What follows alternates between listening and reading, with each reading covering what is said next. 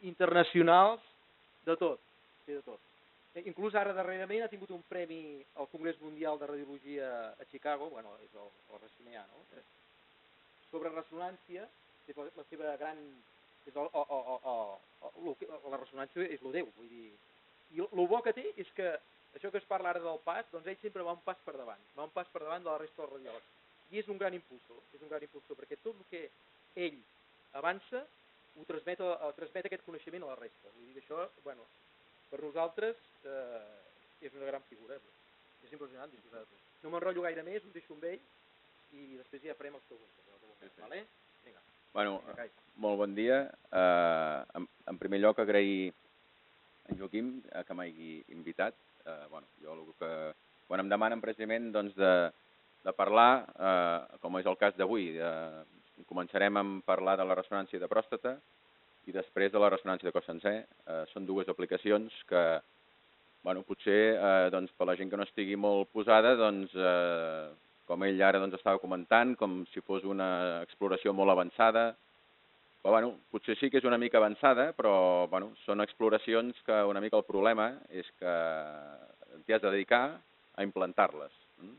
La ressonància de cos sencer, que després us parlaré, que sembla una cosa que ara que estigui començant, jo des de l'any 2000 vaig començar a fer aquestes exploracions i amb una ressonància bastant normal. Per tant, el que jo puc fer amb una ressonància molt estàndard, evidentment això es pot fer en qualsevol lloc. Una mica el problema és que necessites temps per implantar aquestes tècniques i, evidentment, això necessita una certa dedicació, però quan veus la utilitat d'aquestes tècniques és quan necessites almenys difondre, perquè el que se'n beneficia és el pacient. I com veurem amb aquestes dues tècniques, el que suposa avui amb un canvi, sobretot en parlar de pròstata, de la ressonància de pròstata, és un canvi absolut amb el que és el maneig de que fins ara s'està fent, i com veureu és una mica absurd, la sistemàtica que estem fent amb els pacients per intentar diagnosticar un càncer de pròstata i quan avui dia tenim unes eines que en poc temps pot modificar i, evidentment, pot suposar un gran benefici pel pacient. El càncer de pròstata és un problema molt important per diferents motius. Començant ja perquè és un càncer molt freqüent, però en canvi és molt difícil que els pacients es morin de càncer de pròstata. I això és sobretot perquè hi ha dos tipus de càncer. Hi ha un tipus de càncer que és el que sí que pot condicionar que el pacient, el que en diem un càncer agressiu, un càncer significatiu, pot condicionar que el pacient es mori. Però és que la majoria de vegades és un càncer no significatiu, és a dir, que els pacients es moren amb un càncer i, evidentment, no suposa cap tipus de problema. Per tant, aquí és una mica el repte, és a dir, com podem saber quin és el càncer i com avui dia s'està modificant tot aquest maneig, perquè si sabem que aquest càncer és el no significatiu, aquest pacient no cal que el tractem, és a dir, tenim un sobrediagnòstic, un sobretractament, quan si podem saber que aquest càncer és aquest que no és important per a la salut del pacient, no cal que li fem res, el podem seguir. I per això tenim eines que el podem seguir sense fer cap tipus d'intervenció. Perquè, malauradament, estem igual que fa 30 anys diagnosticant el càncer de pròstata, des que es va descobrir el PSA, no hem evolucionat amb el diagnòstic. A partir d'un cert determinat PSA i el tacte rectal, però el tacte rectal no té cap validesa, l'únic és això.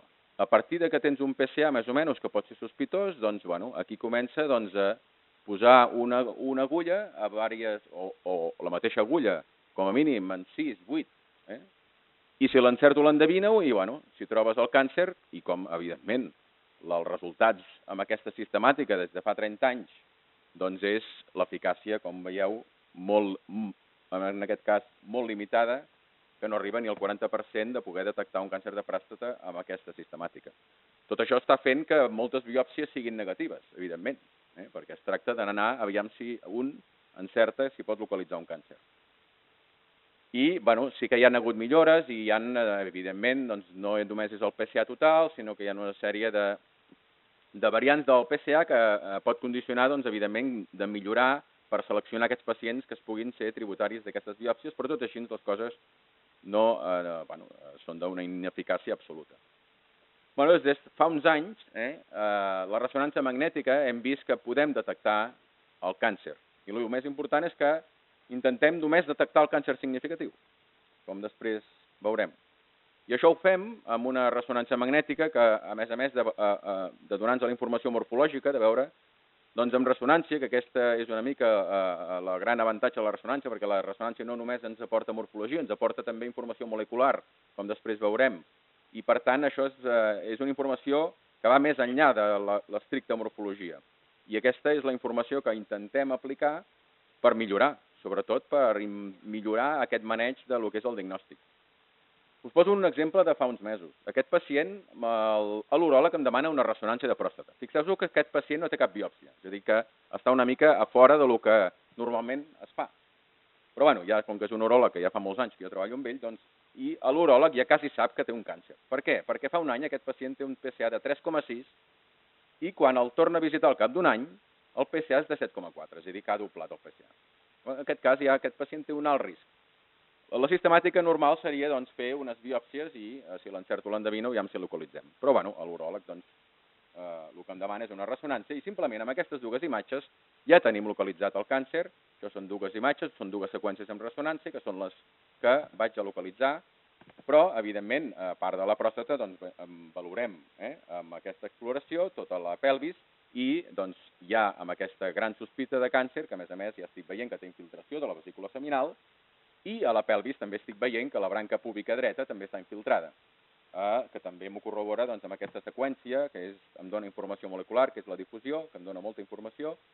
I, per tant, aquest pacient, després sotmès a la biòpsia, que ja localitzem de forma més precisa per anar aquest pacient es diagnostica de càncer de pròstata, però l'exploració ja m'ha permès, evidentment, decidir que aquest pacient ja no es curarà del càncer, perquè no té un càncer que es pugui curar, perquè té un càncer ja disseminat, i, per tant, el tractament ja no és un tractament curatiu. Per tant, amb una exploració de més de mitja hora, tinc tota la informació necessària perquè aquest pacient pugui tindre el tractament que correspongui. Per tant, tenim una tècnica que ens permet localitzar on està el càncer, ens permet veure fins a on s'extén, no solament a nivell local, sinó que, com veurem després, amb la mateixa exploració de ressonància magnètica, això és la ressonància magnètica de cos sencer, per veure l'extensió del tumor, i decidir quin tipus de teràpia és la més apropiada en base a aquesta informació que em dona la tècnica. Després dels tractaments, també la ressonància magnètica em permet valorar recidives i, com abans els comentava, precisament, en casos que el pacient tingui un càncer no significatiu, doncs simplement no ser tributari de cap tractament i amb la ressonància podem seguir si aquest càncer és estable i que no tingui algun moment que sigui més agressiu i això ho podem detectar per ressonància magnètica. Per tant, podem valorar de forma global el que és, amb una sola exploració, la ressonància magnètica, perquè ens hem de preguntar, en l'any 2016, vostès creuen que és de rebut que l'única estructura del nostre cos que rep biòpsies sense localitzar el tumor sigui la pròstata? Per què la pròstata no pot ser tributària de tindre una imatge i poder dirigir les biòpsies com a qualsevol òrgan que estem fent, ronyons, mames, pulmons, és a dir, qualsevol òrgan, el que anem a fer és, si detectem un tumor, posem l'agulla. Aquí el que fem és intentar posar agulles, aviam si agafem algun tumor.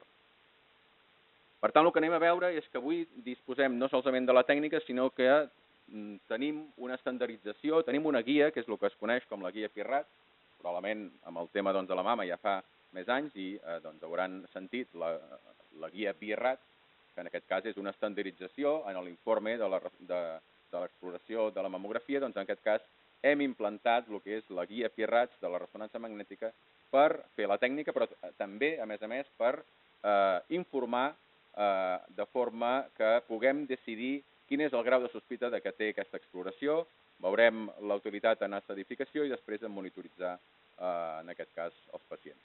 Quan parlem de ressonància multiparamètrica, doncs el nom ja ho diu, que tinc diferents paràmetres. Tinc un paràmetre que em dona la morfologia, és la seqüència T2, que em dona com és l'estructura de la pròstata. Tinc informació metabòlica amb una tècnica que n'hi diem espectroscopia. Tinc informació molecular que em dona informació de la cel·lularitat de les estructures, que és la difusió. I tinc informació de l'angiogènesis amb una tècnica amb ressonància, que és la perfusió.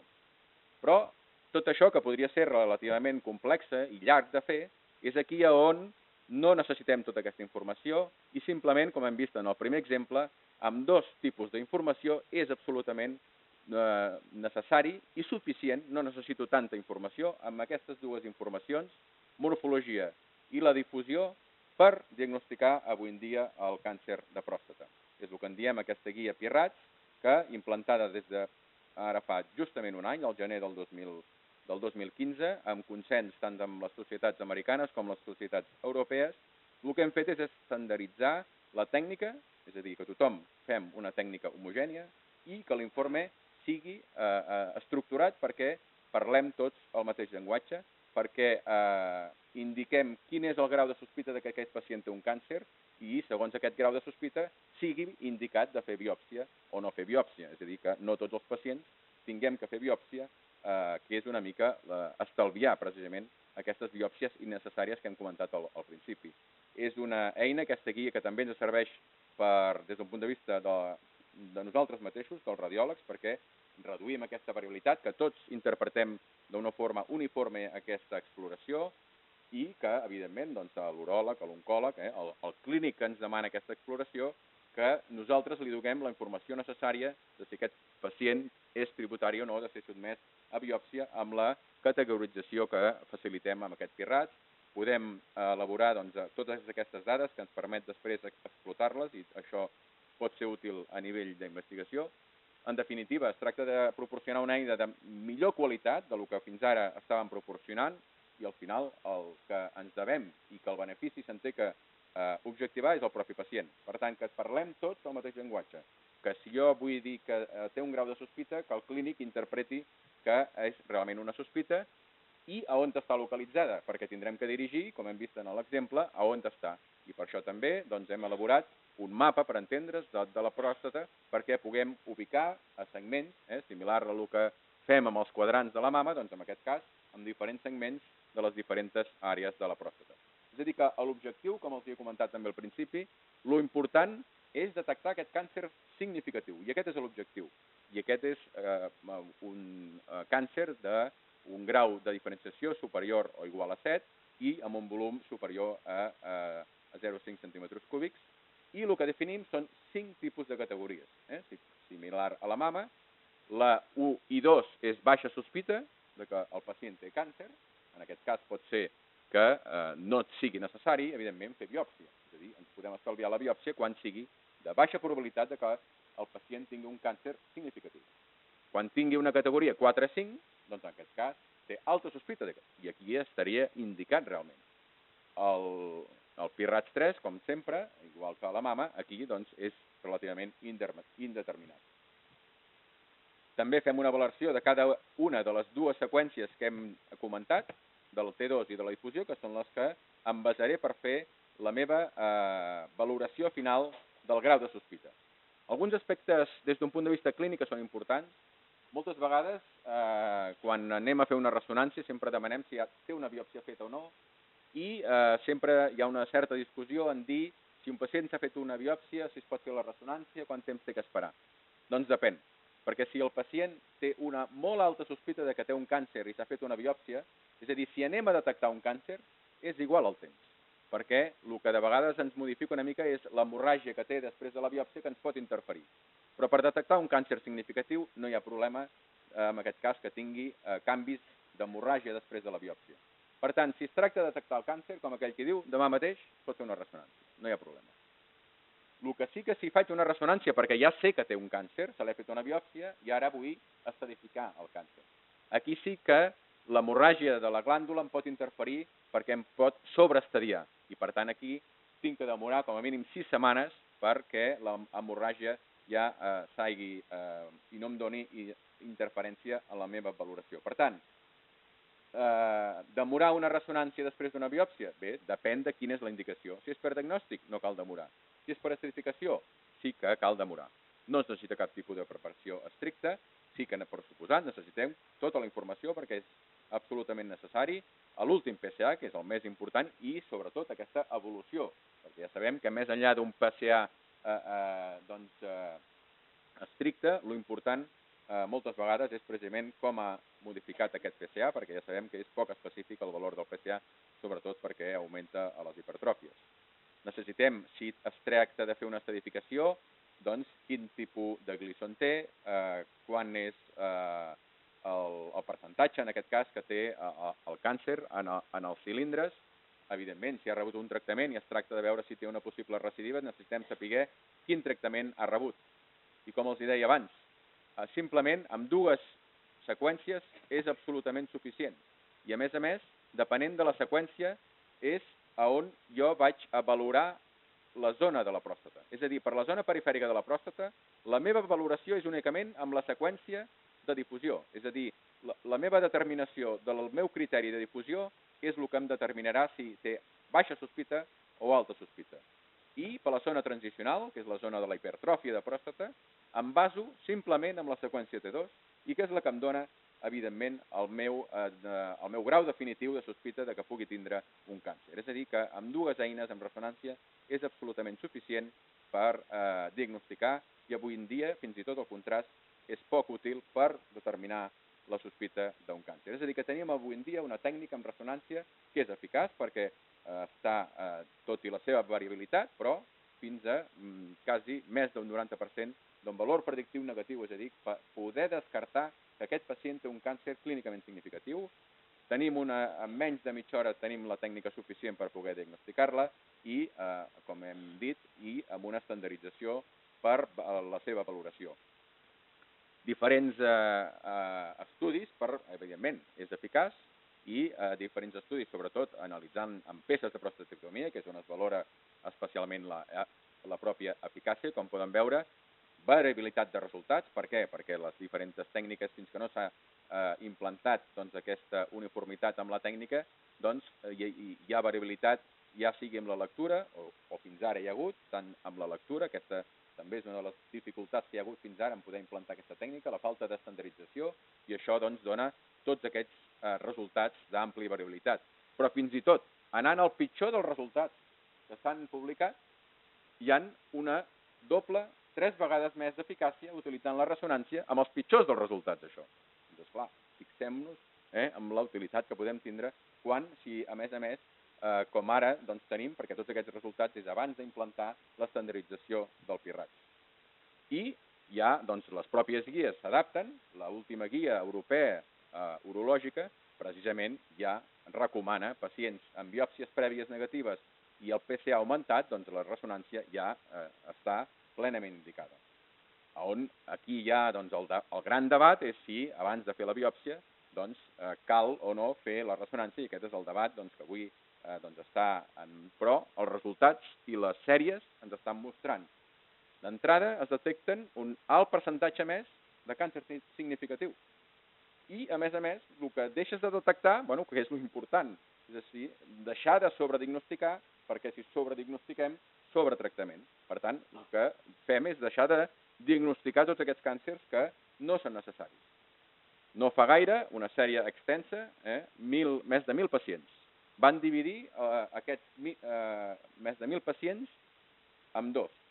Els que els hi feien ressonància i els que no els hi feien. Els que els hi van fer ressonància, a la primera biòpsia van detectar el 72% de càncer significatiu. I a la segona biòpsia hi ha cap càncer significatiu. A diferència de sense una tècnica d'imatge com és la ressonància, a les primeres biòpsies l'índex de detecció de càncer significatiu és 37%. I a les segones, després, el 70%. I l'últim, el més recent, que en aquest cas fet pel Sloan Kettering, en què hi ha una correlació, perquè precisament amb la guia PIRAX, és a dir, ja utilitzant una lectura, en aquest cas, i realitzat en el Memorial, en el que la correlació, el que podem veure és que tumors relativament petits sí que ofereix limitació, però els tumors, en aquest cas, més grans, més de 0,5 centímetres cúbics, sí que el grau de detecció o de valor predictiu negatiu, com podem veure, és més del 90%. És a dir, que aquest és un dels últims estudis realitzats amb la correlació amb la prostatectomia i amb la pròpia ressonància. Aquí els mostro un exemple d'aquest pacient, que el 2012 ja tenia una biòpsia negativa, el PSA, com veuen, és de 8, el següent any, control, el PSA és de 9, aquí es demana una ressonància i dues imatges són suficients per localitzar a nivell de la zona transicional, a la zona anterior de la pròstata i, evidentment, criteri d'alta sospita que aquest pacient té un càncer.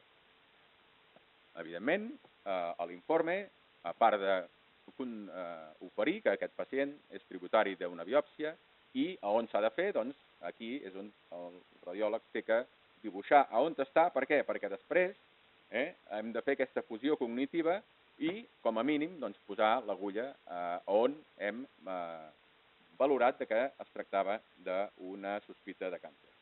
Els hi mostro el resultat.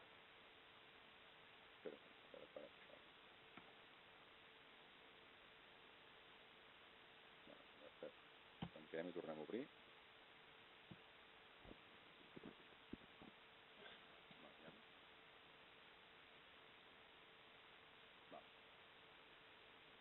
Els hi mostro. Tornem a començar.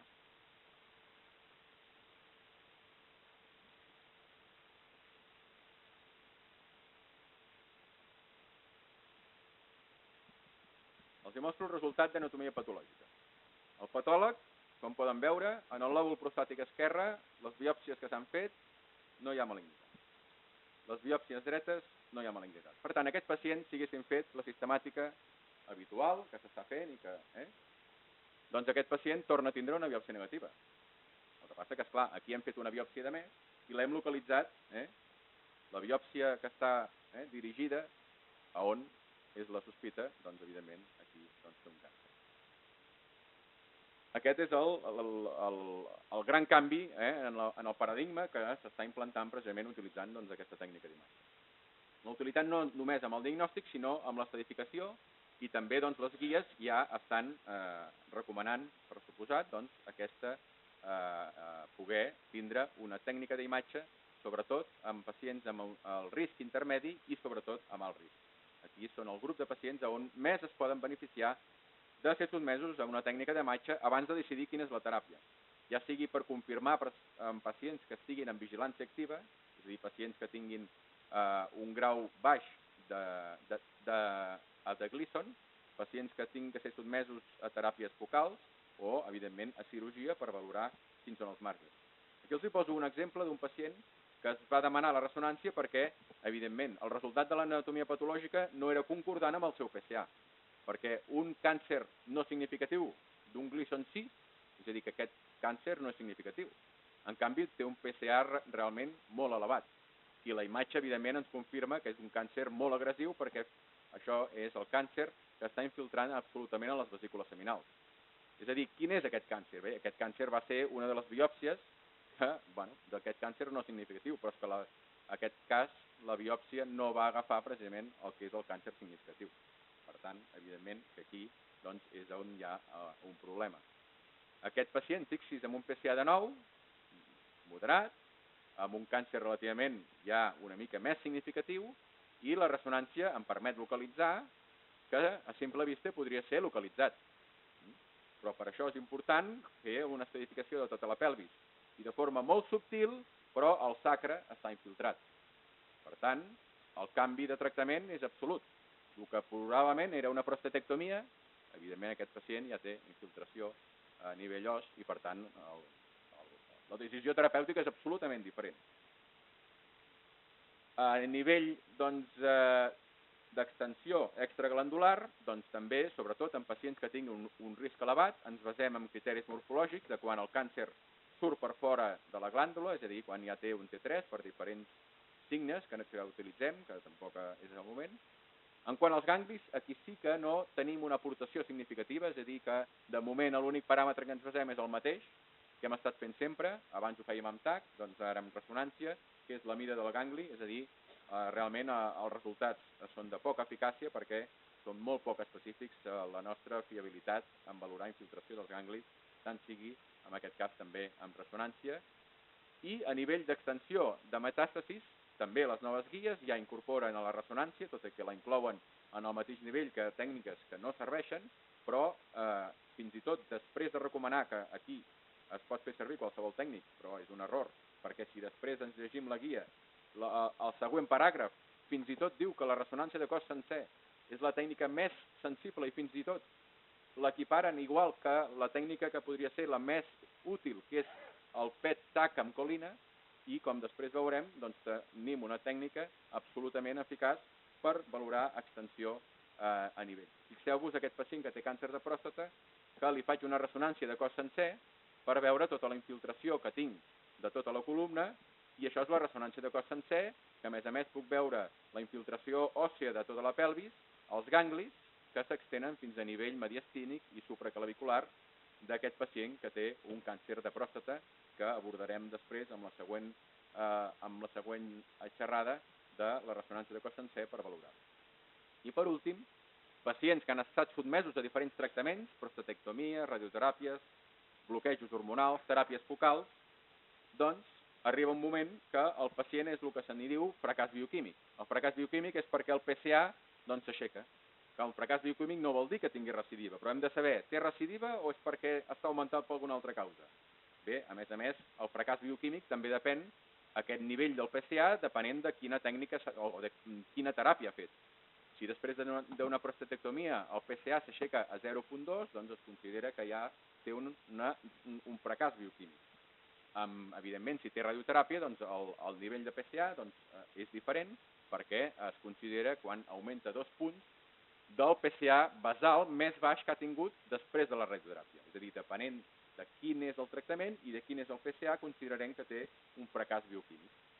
Fixis-se en aquest pacient que fa 5 anys amb una prostatectomia, estrictament té 0,17. Per tant, no seria estrictament que tingui un fracàs bioquímic, però hi ha una sospita de que l'oncòleg, en aquest cas, de que té una recidiva perquè ja des del primer any, cada any està augmentant aquest PSA. I fem la ressonància, en el llit quirúrgic no veiem absolutament res, però a la pelvis, amb difusió, des d'un punt de vista anatòmic no és massa il·lustratiu, però a mi el que m'interessa és combinar la informació molecular, que la veig molt fàcil, i en canvi després vaig a l'anatomia i identifico la metàstasi, en aquest cas, i m'explica perfectament aquest fracàs bioquímic, en aquest cas és una recidiva de metàstasi. Fixin-se en aquest cas, 6 mesos només, i en 6 mesos ja té un fracàs bioquímic. És recidiva? O què? Què pot ser això? Doncs és el que els estic il·lustrant. Aquest és un tall axial a nivell de la pelvis i això és una vesícula seminal. Aquí és el sagittal, vesícula seminal, i això és la vesícula seminal. No al 100% de les prostatectomies es treu totes les vesícules seminals. I precisament ja hi està justificat perquè si tens restes o hi ha una resecció incompleta de les vesícules seminals, doncs és motiu que el PSA estigui aixecat. I per tant hem de conèixer que això no és recidiva, sinó simplement, i evidentment quan hi ha persistència o hi ha una vesícula seminal persistent, doncs això ens donarà fins a un 70% augments del PSA i per tant això és important de conèixer. Després d'una prostatectomia, si augmenta el PSA, hi ha un fracàs bioquímic i hem de considerar, això és un tall axial, aquí molt petit, amb la seqüència T2, però per això amb difusió i en aquest cas també amb contrast, perquè després dels tractaments sí que ens és útil el contrast per confirmar que hi ha una recidiva a nivell del llit quirúrgic. Després de la radioteràpia també hi ha canvis a la glàndula i amb seqüències de difusió ens permet identificar de forma molt fàcil quan hi ha aquestes recidives, com és en el cas d'aquest pacient després de la radioteràpia. Després de la braquiteràpia, fixin-se aquest pacient, després de la braquiteràpia amb un PSA de 0,6, al cap de 4 anys té un PSA de 4 i la braquiteràpia, aquí tenen les llavors, això tan negre, i en aquest cas puc veure amb contrast aquestes dues àrees que té recidiva tumoral. Després dels bloquejos hormonals, fixin-se, això és amb espectroscopia, que veig els metabòlits de la pròstata, i aquest metabòlit, això és la colina, que està aixecat, m'indica que té el càncer, el PSA rep aquest bloqueig i en 6 mesos baixa el PSA de forma significativa, per tant té una bona resposta clínica. La imatge, si només identifico la morfologia, fixin-se que això negre és pràcticament igual, però en canvi la informació metabòlica és molt diferent perquè a la colina hi ha hagut un descens. Per tant, la informació estricta és aquesta informació molecular que va més enllà de la morfologia i això és el que em pot aportar la tècnica de ressonància, en aquest cas en casos de bloqueig hormonal. Avui en dia s'estan implantant aquestes teràpies focals, com és la crioteràpia. Puc identificar a nivell de la pròpia crioteràpia, no amb la seqüència morfològica, però en canvi tant sigui amb espectroscopia, però especialment avui, tant sigui amb la difusió, com fins i tot amb el contrast, puc identificar on està la zona de recidiva tumoral amb el llit que se li ha fet la pròpia crioteràpia. També hi ha alguns centres que s'està desenvolupant, són ultrasons d'alta intensitat, aquí tenen, després d'un any del tractament, i amb difusió puc veure aquesta àrea que veuen aquí més blava, aquesta m'està indicant que hi ha una recidiva i amb el contrast també hi ha un augment de la vascularització en aquesta àrea indicatiu que té una recidiva. I per últim, un dels camps que més s'està indicant és precisament aquests pacients que hem dit al principi, que tenen un càncer no significatiu, que poden no ser tributaris, és aquest càncer poc, o en aquest sentit que està molt ben diferenciat, és a dir, un Gleason baix, que són càncers petits, i per evitar precisament aquest sobretractament, que evitem totes aquestes morbilitats i fins i tot pacients que encara que tinguin un càncer significatiu, però que tenen una morbilitat per altres causes, fins i tot podem seguir aquest càncer per veure clarament que no sigui i que no ens justifiqui per donar o augmentar encara més morbilitats de tractaments que potser no són necessaris, que són més adequats que tingui tractaments per altra morbilitat i per altres causes de salut. I això ens ho permet fer, sobretot, com els he comentat abans, amb aquesta seqüència de difusió. La seqüència de difusió ens dona informació molecular que ens permet valorar el grau també i es correlaciona amb el grau del Gleason. I aquesta és una informació molt útil i que estem utilitzant. Fixi's aquest pacient que estem seguint, que persisteix amb càncer no significatiu, sense modificació, per tant, no cal tractar aquest pacient i, a més, amb aquesta informació quantitativa de la velocitat de les molècules de l'aigua i m'està dient que persisteix sense ser un tumor clarament agressiu i, per tant, aquesta informació és molt útil perquè, evidentment, aquest pacient no cal, de moment, a tractar-lo. Aquest és un exemple de veure com un pacient que tenia una biòpsia negativa però que el PSA augmentava. En aquell moment es decideix fer una biòpsia, una nova biòpsia. La biòpsia ens dona un càncer. En aquest cas, ja tenim el càncer. Però és un càncer d'entrada poc significatiu. Per tant, aquest pacient es pot incloure en el programa de vigilància activa. Molt bé, però anem a veure on està el càncer, no? Perquè no anirem a tractar un càncer sense saber ni on és. Doncs, aquí és quan ara apareix la ressonància. I la ressonància ens detecta un càncer, efectivament. El tenim anterior a nivell de la zona perifèrica anterior dreta. I ens confirma amb les dues seqüències. Localitzem amb la plantilla del mapa i fem la biòpsia dirigida per anar a aquest. Però què passa? Que ens dona un càncer significatiu. Doncs tornem a estar al mateix. Hem fet una biòpsia cega, se'ns ha detectat un càncer no significatiu. Però si aquest pacient, el que tenia el PSA augmentat, no hem fet la primera biòpsia on té el càncer significatiu. Aquest pacient ara ja té un càncer significatiu, no és tributari de fer un seguiment actiu, sinó que un tractament, en aquest cas actiu, depenent, evidentment, del context clínic. Per tant, tenim un pacient que, des d'un punt de vista clínic, els paràmetres que avui dia tenim, PSAs en el context clínic, que té risc de tenir un càncer de pròstata. Fins ara, el que fem, o el que s'ha fet, és posar agulles i aviam si l'encerto o l'endevino. I aviam si, depenent del resultat, si té un càncer, o pot ser que sigui significatiu, o que no sigui significatiu, o que sigui normal. I atenent a aquest resultat, doncs, es decideix de fer un determinat tractament d'acord a aquests resultats. Però, precisament avui, tenim una eina que ens permet millorar en qualsevol etapa d'aquest algoritme des d'abans de fer la biòpsia, després de fer la biòpsia per decidir quina és la millor opció terapèutica i, evidentment, després d'haver fet un tractament per valorar en casos que pugui tenir una recidiva. És a dir, una mica per resumir, el que he volgut mostrar és que tenim una eina que ens permet valorar un pacient amb sospita o amb tractament o que estigui diagnosticat de càncer de pròstata, sobretot perquè tenim una eina, avui en dia, validada, estandarditzada, i que ens permet definir el grau de sospita, sobretot per diagnosticar-lo. Tenim, evidentment, a conèixer, sobretot per part del radiòleg, de conèixer els avantatges i, evidentment, les limitacions que pugui tenir a l'hora d'interpretar, com tot, però és important perquè si tenim una eina que és eficaç i que es pot ser i està disponible en qualsevol centre assistencial que tingui una ressonància, doncs és important per poder millorar el maneig del pacient, sobretot amb càncer de pròstata. I en el camp de la ressonància multiparamètrica és una mica el que els volia transmetre de les possibilitats que avui dia hi ha amb aquesta eina que és la ressonància multiparamètrica. No sé si voleu ara comentar aquí o fem la ressonància cos sencer. Sí, perquè com que està una mica lligat jo crec que és el més oportú. Bueno, ara anem, tot i que tampoc és tan diferent el tema, perquè és una mica, com ja també hem vist, una part està també inclosa, i ja els he comentat al principi. Això és un hospital comarcal perquè és l'Hospital de Vic, però evidentment, si és per l'Hospital Comarcal és per qualsevol centre que tinguin avui dia una ressonància de 1.5 tesles, relativament tampoc fa falta que sigui molt nova, perquè jo els he dit, vaig començar a fer la ressonància de cos sencer i moltes imatges que els ensenyaré són de quan començava, de l'any 2002, i per tant, si jo el 2002 amb un equip que avui ja està despassat, doncs, evidentment, ara és un equip actualitzat, però el que jo podia fer l'any 2002, avui dir, doncs això ho pot fer qualsevol. Per tant, els ensenyaré què és aquesta tècnica i després per què serveix. I una part que jo considero molt important és per què no s'aplica, per què no està encara lo implantada que tindria que estar.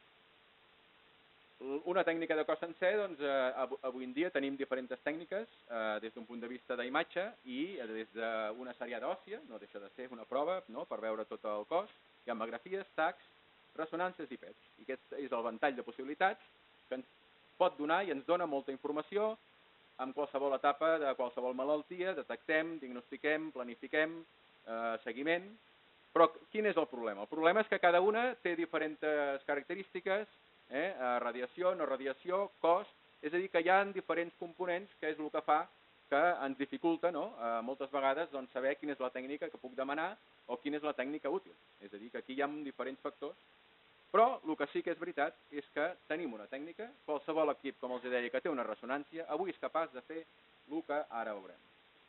No tenim cap tipus de radiació, no injectem res al pacient, ni isòtops, ni contrast, poc temps raonable, mitja hora, en mitja hora tenim la informació necessària i la característica, que és el que més ens pot aportar, a banda dels T1s i T2s que fem, doncs és aquesta seqüència de difusió, que la seqüència de difusió simplement, ja ho diu la paraula, el que ens ofereix és la difusió de les molècules de l'aigua en el nostre cos i per tant, depenent de com difonen aquestes molècules de l'aigua, jo puc saber si hi ha patologia o no hi ha patologia i, evidentment, és una tècnica que no només ens ofereix informació dels ossos, sinó de qualsevol òrgan, per tant, ganglis, qualsevol estructura.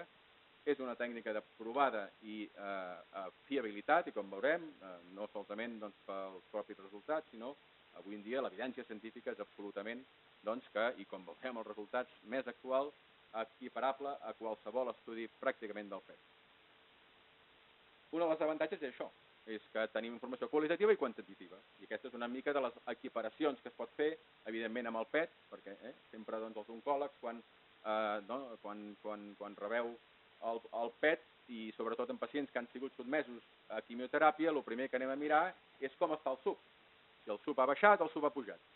També, amb ressonància, tenim, precisament, com veureu, un paràmetre que és aquesta quantificació de les molècules, de la difusió de les molècules de l'aigua, que és l'ADC, doncs això és equiparable a el que seria, en aquest cas, el suc, doncs tenim aquest paràmetre que és molt important, sobretot, com veurem, per monitoritzar els pacients. No necessitem cap tipus de sofisticació tècnica, qualsevol equip, depenent de si l'equip té antenes de superfície o no, però simplement l'antena que porta la pròpia camilla i en el meu equip, simplement amb l'antena que porta la camilla, jo faig els estudis de cos sencer, és a dir, que fins i tot no poso cap altra antena per sobre del pacient, és a dir, cap tipus de sofisticació, amb 4 seqüències és suficient, es pot ser més sofisticat, depenent d'algunes indicacions que potser necessitaré i fins i tot podria ser necessari posar contrast, però com els dic, un estudi estàndard amb 4 seqüències és suficient i amb talls coronals de tot el cos talls sagitals i després la seqüència de difusió. Això és una seqüència de difusió que he invertit el contrast perquè és més il·lustratiu pel clínic, perquè es tracta d'oferir al clínic la informació necessària i que vosaltres entengueu el que jo us estic dient, i per això amb aquestes 4 imatges és suficient perquè pugui donar la meva informació. Això és una adquisició axial, que és una reconstrucció. Per tant, fixeu-vos que tinc els 3 plans de l'espai amb una exploració, perquè tot i que la imatge us l'estic ensenyant en coronal, però l'adquisició jo l'he fet amb axial. Per tant, tinc informació axial, sagital i coronal, amb 3 plans de l'espai i 3 tipus de seqüències. Això és un estir, això és un T1 i això és la difusió. I, com els dic, en mitja hora n'hi ha suficient. És a dir, que amb aquesta seqüència de cos sencer amb ressonància, que incorporo aquesta seqüència molt important, que és la difusió, amb informació qualitativa i, com els deia, aquest paràmetre quantitatiu, que em dona la velocitat de les molècules de l'aigua i que jo puc, en aquest cas, posar una àrea d'interès amb una àrea del cos i puc llegir aquesta velocitat, això està en 10 a la menys 3, és a dir, perquè ens entenguem, a 1,6, a 1,3 en aquestes dues àrees. A mil·límetres al quadrat per segon, és igual. Això és velocitat. I aquesta velocitat serà important, com veurem amb alguns exemples, de veure abans d'un tractament i després d'un tractament com està aquesta velocitat. I això és fonamental perquè jo us puc donar la informació de dir és eficaç, no és eficaç aquest tractament. Avui dia ja no podem dir que la ressonància no és accessible, que no està disponible, perquè qualsevol hospital avui en dia té una ressonància. I qualsevol ressonància és capaç de fer aquests estudis. Perquè això és el mateix que el mòbil. Això és el mateix que el mòbil. Si jo tinc el mòbil, amb el mòbil, no, avui dia, fa 15 anys l'únic que podíem fer era trucar, no? Però avui dia el que podem fer, a part de trucar, que quasi no es fa, podem fer moltíssimes coses. Doncs amb ressonància una mica això. Fa 20 anys només podíem fer T1s i T2. És a dir, només teníem, aquell que diu, 2 aplicacions. Però és que avui dia tenim moltes aplicacions. I una d'aquestes aplicacions se n'hi diu difusió. Totes les màquines la tenen. El problema és que el radiòleg potser no la implanta. I aquí és una mica, com veurem al final, doncs que aquesta tècnica hi és, però ens hi hem de dedicar. És a dir, fer un genoll és relativament fàcil. Això, dedica una mica de temps, però és qüestió de dedicar-hi temps i després ja la tens, és com tot. Si tens una aplicació que et costa, doncs dedicaràs temps i al final sabràs com funciona. Doncs això és exactament el mateix. És a dir, que una ressonància té la difusió i si té la difusió pots fer un estudi de cos sencer. Per tant, aquí el cost, evidentment, és una tècnica que per 120, 150 euros, evidentment depèn, que ja sabem que els costos aquí varien d'un lloc a l'altre, però és absolutament és una mica més que una exploració d'una columna completa, per tant, cost i, com veiem, no hem d'injectar res al pacient, per tant, no hem de fer res. Una de les aplicacions, com veurem, sobretot a nivell oncològic, extensió tant òssia com tumoral, com pacients que tenen metàstasis, però que no sabem quin és el primari, absolutament d'aplicació de primera elecció, tant amb nens com amb pacients oncològiques que estiguin gestants, i per monitoritzar els tractaments, com veurem. No solament a nivell oncològic, però patologia sistèmica difusa i amb altres entitats que, com veurem, ens poden ser molt útils i ens poden donar molta resolució a diferents problemes. La indicació principal és per estadificació. Estadificació, i amb les neoplàsies tan freqüents, mama, pròstata, pulmó. I també amb el mieloma múltiple, que fins i tot està incorporada avui dia amb el que és l'estadificació del Durisalm. És a dir, que en mitja hora tenim una estadificació completa òssia per valorar metàstasis. Aquí ja no tampoc, deixant a part la gammografia, perquè, com tots sabem, la gammografia només ens detecta el 50% de les metàstasis. Només ens detecta metàstasis blàstiques. Però les metàstasis són mixtes, són lítiques, són blàstiques. Per tant, si fem gammografies ens deixem 50% de les metàstasis que no les detectem. Per tant, i tenim una tècnica que ens ho detecta lítiques, blàstiques, qualsevol. I fins i tot, a nivell ossi, és superior al PET. I això està absolutament l'evidència. És a dir, quan es compara totes les tècniques de gammografies, PETs, TACs, ressonància, les tècniques més útils és el PET i la ressonància. Però és que, a més, clar, si no tens PET, ja no tens discussió de quina és la tècnica que has de fer servir per estadificació. Per tant, si tenim la tècnica útil pel pacient, per què no l'hem de fer servir? com hem mostrat abans, en el cas del càncer de pròstata, les guies ja ens ho diuen, que la tècnica del cos sencer, precisament, si és la tècnica més eficaç, doncs en tot cas la pot recomanar. Aquí veiem pacient amb càncer de mama, té lumbàlgia, gammagrafia negativa, ressonància de la columna, ja poden estar veient, no costa gaire, i amb el tall coronal, el fèmur també infiltrat, i aquesta és la imatge del cos sencer amb difusió. No solament metàstasis pulmonar, tota la cervical, la dorsal, metàstasis, és a dir, la tècnica de cos sencer. Per què? Perquè són metàstasis lítiques. Les metàstasis lítiques, això és com el mieloma, perquè el mieloma no veiem res. A la gammografia, doncs clar, si són lítiques, per tant, clar, aquesta pacient amb gammografia negativa. Fixi's en aquest exemple també, 58 anys, té càncer de mama i té lumbàlgia. L'oncòleg demana la gammografia. Resultat de la gammografia. El resultat, quilòmetre zero, perquè està feta en el propi hospital. Té metàstasis, l'informe és metàstasis costal. Aquí ho veuen, metàstasis costal. Però esclar, si té lumbàlgia, l'oncòleg per ell no justifica, perquè no té dolor toràcic. Demana un PET. El PET, veuen, és quilòmetre zero, la distància que hi ha entre Girona i Barcelona. Evidentment, el PET ens dona metàstasis, tota la columna, fèmur esquerre. Clar, l'oncòleg té una gran discrepància en veure aquests resultats tan dispars, a simple vista semblen dues imatges iguals, no? Doncs demana una ressonància per veure si realment té metàstasis. En aquest cas se li fa la ressonància de cos sencer en el quilòmetre zero. És a dir, en el mateix hospital ara es fa una ressonància. I poden observar que és equiparable tota la informació que estem veient al PET amb metàstasis, tant a nivell de la columna, que a nivell morfològic també ja ho poden veure, i també, per suposat, el fèmur, i també, evidentment, la metàstasis costal sí que s'identifica com també en el PET i com també en la ressonància. Què ens està dient això? Aquí ens està dient la informació, en tot cas, amb totes aquestes imatges, una mica de la fisiologia que té de metàstasis aquesta pacient. I m'està dient que la metàstasis costal és blàstica i totes les altres són lítiques. Però, evidentment, aquí tenim el que el pacient. Com diem, el mieloma múltiple sabem que la tècnica de consens, però avui dia ja s'està implantant i en les diferents guies, evidentment que és la ressonància.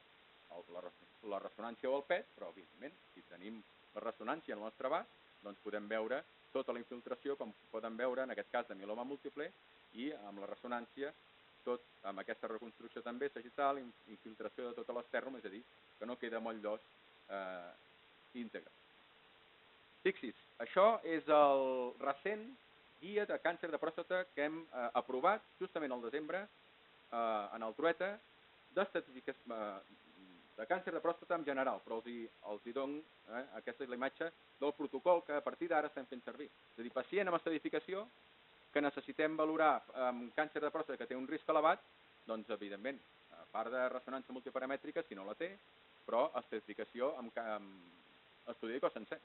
I en el Trueta hi ha una gammografia, ara hi ha un SPECT, que fa poc que el van posar, però evidentment la tècnica d'elecció o és ressonància o és PET per estadificar. I evidentment, si tenim una tècnica de cos sencer en el Trueta, doncs fixes en el comitè de mama de l'Hospital Santa Caterina, que precisament jo, des que es va inaugurar l'hospital, com que vaig estar allà implantant la ressonància, doncs precisament, clar, en un hospital que no hi ha ni medicina nuclear i hi ha un comitè de mama molt potent, pacient que s'ha de fer estadificació de càncer de mama, el protocol és tac de tòrax i ressonància de cos sencer. I en base al resultat de la ressonància de cos sencer, el comitè decidim si fa falta alguna altra prova o no, i si tot és negatiu i hi ha altra sospita, doncs sempre hi ha el PET, però evidentment pocs PETs es fan en pacients amb sospita d'estadificació o que estan inclosos d'estadificació del càncer de mama.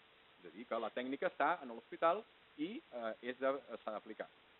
Quan entrem a nivell d'estadificació dels ganglis, aquí el gangli sí, la tècnica d'elecció, o fins ara, això és fins ara, però també l'evolució de la ressonància ens està donant, com veuran, equiparació absoluta i fins i tot a nivell ganglionar. Aquí els mostro un exemple d'un cas d'un pacient que jo estava fent d'un noi jove, com poden veure, de 21 anys, que em venia per un tumor angonal. I al veure aquesta ressonància de la pelvis, no solament vaig veure que tenia un tumor a la pelvis, sinó que el tenia una mica més per sobre de la columna. Per tant, aquell pacient, abans de que sortís de la mateixa ressonància, jo, en 20 minuts més, el que li vaig fer és una tècnica de cos sencer.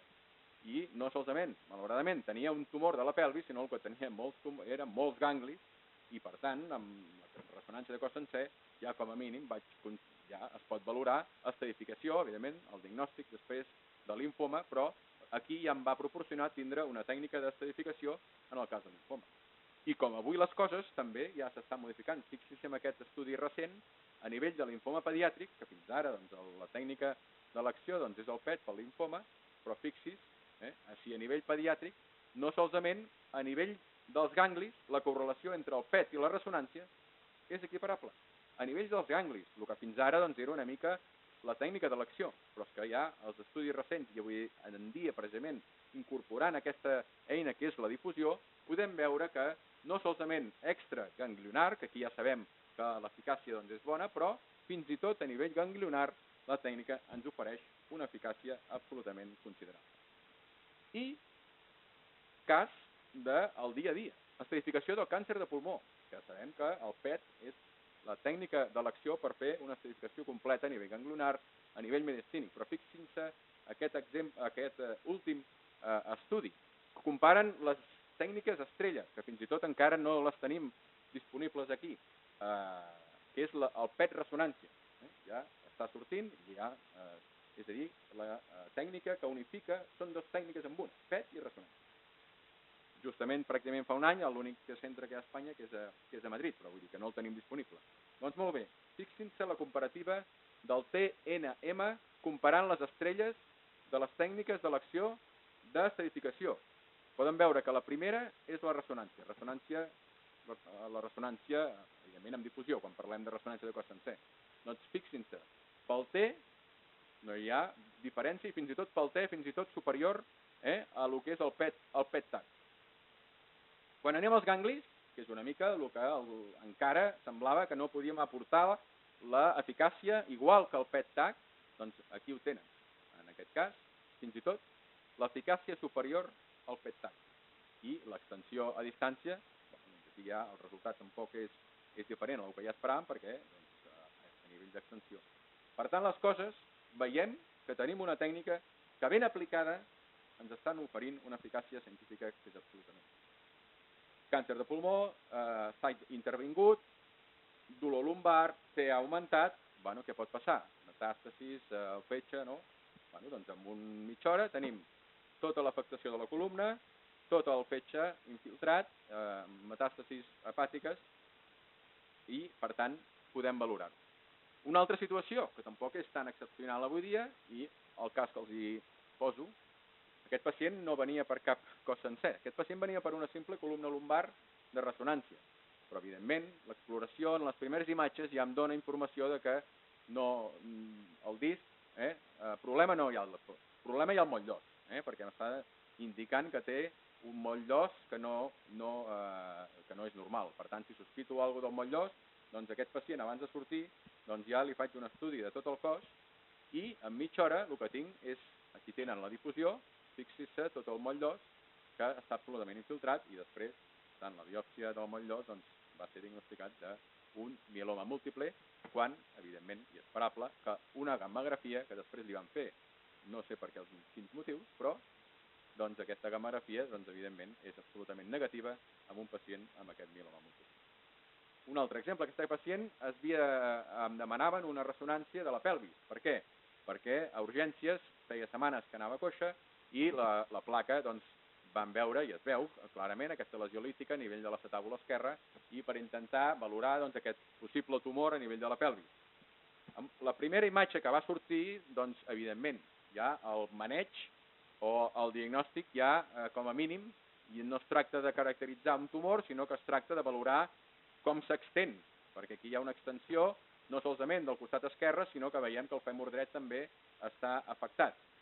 I aquesta pacient, com veuen, se li fa en el mateix moment aquesta ressonància i no solament es veu l'extensió, sinó que tant amb difusió com, evidentment, amb aquest T1 ja localitzem el primari d'aquest tumor pulmonar a nivell dret. I aquest exemple que els he mostrat abans d'aquest pacient que tenia càncer de pròstata, si el recorden, Doncs aquest pacient, al cap de 4 mesos, li repeteixo, després de fer un bloqueig hormonal, doncs aquí tenen la resposta absolutament completa, simplement de forma qualitativa, i puc donar la informació necessària de forma qualitativa. Per què? Una mica el problema que tenim, hi ha tècniques d'imatge que fins ara s'han estat fent servir, és precisament que de vegades la informació que ens sembla que estem interpretant no és correcta. I això ens passa no solament amb gammagrafia, sinó amb tacs. Perquè àrees que ens sembla que són de recidiva, perquè hi ha més component que ens sembla que pugui ser belàstic, doncs cicatrius i bones respostes al tractament ho podem veure com a esclerosis i no es tracta de recidiva, sinó que són cicatrius. Per això és important valorar la informació, en aquest cas morfològica, però també aquesta informació molecular que ens aporta la difusió. Perquè fixin-se aquest pacient que hem vist ara, que té un càncer de pròstata i he diagnosticat que té metàstasis, per tant, se li farà un bloqueig hormonal. Si aquest pacient, al cap de 4 mesos, interpreto aquesta ressonància, vostès i jo, el meu informe és que estabilitat lesional. Aquesta és la meva conclusió. I si jo no faig una ressonància de cos sencer incorporant la difusió, jo no faré el que eficaçment té aquest bloqueig hormonal i que jo també puc proporcionar aquesta informació de que té una bona resposta al bloqueig hormonal, però donant la informació precisa amb la seqüència de difusió. Perquè fixin-se aquesta pacient de 51 anys que està sotmesa a quimioteràpia. Als 6 mesos, si jo interpreto aquesta ressonància, probablement el meu informe serà que en aquest cas hi ha una evolució de la seva infiltració metastàsica a nivell de la columna. I que la progressió, en aquest cas, de la quimioteràpia probablement està responent al cap de 12 mesos. Sembla que aquí els cossos els veig una mica millor. Per tant, la meva interpretació seria que d'entrada va pitjor, però després va millor. Doncs bé, la realitat és totalment al revés. Perquè aquí tenim la realitat, amb la ressonància de cos sencer. Fixin-se les metàstasis, fixin-se la bona resposta als 6 mesos. I per què això? Perquè morfològicament, després d'un tractament en quimioteràpia, el moll d'os produeix uns canvis fisiològics que jo, morfològicament, amb les seqüències estàndards que puc fer servir, no sóc capaç de determinar. I això, que estic veient més negre, això no és que progressa la malaltia, sinó que són canvis fisiològics. I els canvis que em proporciona és amb la difusió, i en canvi, al cap de 12 mesos, sí que en aquest cas hi ha progressió de la malaltia, el qual, si només hagués interpretat la morfologia, hagués interpretat de forma errònia. Per tant, fixin-se com pot modificar el maneig si aplico bé aquestes eines. Aquest pacient amb càncer de pròstata, abans i després del tractament, el que els comentava. Si jo interpreto amb un TAC, aquí el meu informe serà estabilitat, perquè aquestes àrees blàstiques, que interpreto com a blàstiques, doncs en aquest cas no veig que canviï. Però necessito saber respostes quan abans millor, i la morfologia no m'ho permet detectar. Per què? Perquè, com hem comentat abans, aquests canvis morfològics jo no els puc conèixer només amb tècniques morfològiques. Necessito tècniques més moleculars i estandarditzacions que s'apliquen a nivell oncològic només fan servir les mides per saber si un tumor és eficaç o no. I, en canvi, els tractaments que avui en dia s'estan aplicant no es basen en reduir la mida del tumor, es basen en inhibir la cèl·lula. I, per tant, el tumor pot tenir la mateixa mida, però, en canvi, funcionalment, la cèl·lula no funciona. I això, morfològicament, jo no ho puc detectar amb imatge. Ho puc detectar amb imatge si incorporo seqüències amb ressonància, com és la difusió. I això sí que ho puc aplicar, com és el cas aquest que els ensenyo amb TAC, que jo no puc interpretar si té bona resposta, i fixin-se que amb difusió puc interpretar perfectament que té una bona resposta, com aquest altre exemple, aquest pacient amb càncer de pròstata. I, ja per anar acabant, càncer de mama, estadificació en el protocol, com els he comentat, amb la ressonància de cos sencer. Al cap de 4 mesos, si jo interpretés si aquesta pacient té el tractament d'eficàcia, la meva resposta, la meva conclusió, el meu informe, seguiria que no veig clarament que hi ha una bona resposta a aquest tractament.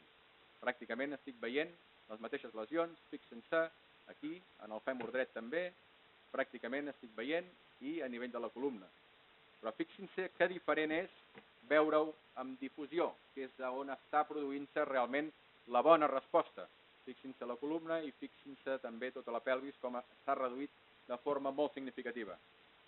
I no solament tinc una informació qualitativa, sinó que puc mesurar abans. Això és una imatge axial amb colors, molt lletja, però l'important és posar una quantificació a nivell del sacre i a nivell de la pelvis, abans i després. I aquí tinc els paràmetres que m'està dient que la velocitat de les molècules de l'aigua està augmentant de forma molt significativa abans i després.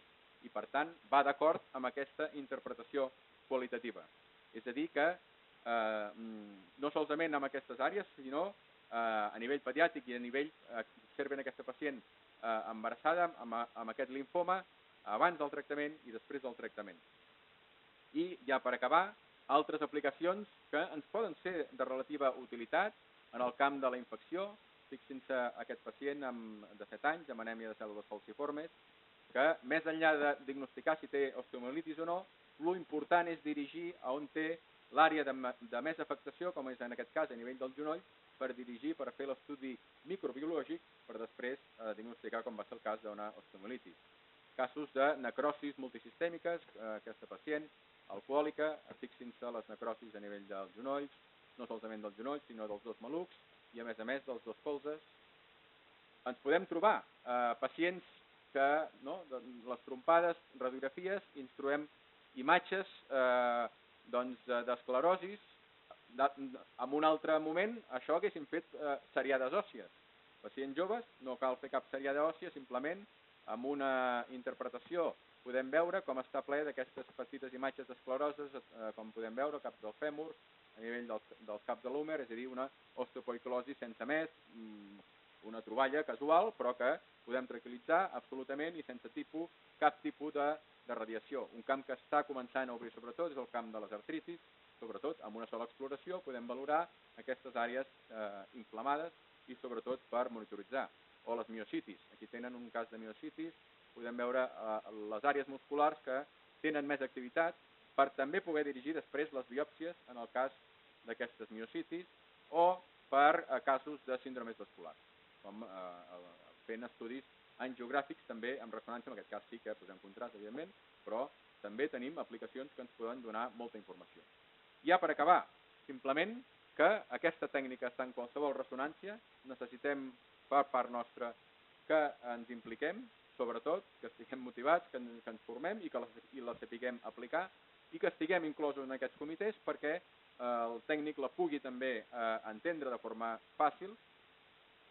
És veritat també que necessitem una certa estandardització, no està tan estandarditzada com abans parlàvem, per exemple, amb la pròstata. En aquest cas, la ressonància de cos sencer no té aquesta estandardització encara avui dia, que és una de les mancances importants, i, evidentment, no està en general a dintre d'un catàleg perquè el clínic pugui sol·licitar-la, aquesta és una altra mancança. Necessitem adequar, depenent de la indicació, també modificar aquests protocols i, per tant, tenim una tècnica que és una alternativa a altres tècniques que s'estan utilitzant, molt més costoses i que no disposem en el propi hospital. L'exemple és en aquest propi hospital, que tenim unes eines que ens permeten valorar no solament la morfologia, sinó quantificar i ens poden ser de gran utilitat en diferents àrees i en diferents indicacions, no exenta, evidentment, els problemes inherents que té la pròpia ressonància, però que per això es pot implantar, sobretot, en determinades indicacions i, sobretot, qualsevol patologia que tingui una disseminació o que estigui amb diferent afectació sistèmica pot ser tributari de fer un estudi de cos sencer i, evidentment, amb àrees que són de primera elecció, ja siguin amb nens com amb pacients en el camp oncològic embarassades. I moltes gràcies. I podem... De part, ja una mica tard, però bueno. Ens has dit per una sacsejada a tots els cols. La troba, ha anat bé per arribar a la direcció i ja em fico, també és prou per fer una empenta forta per tirar endavant tot això perquè... Això no és el futur, és el present i anem a darrere. Anem de tard.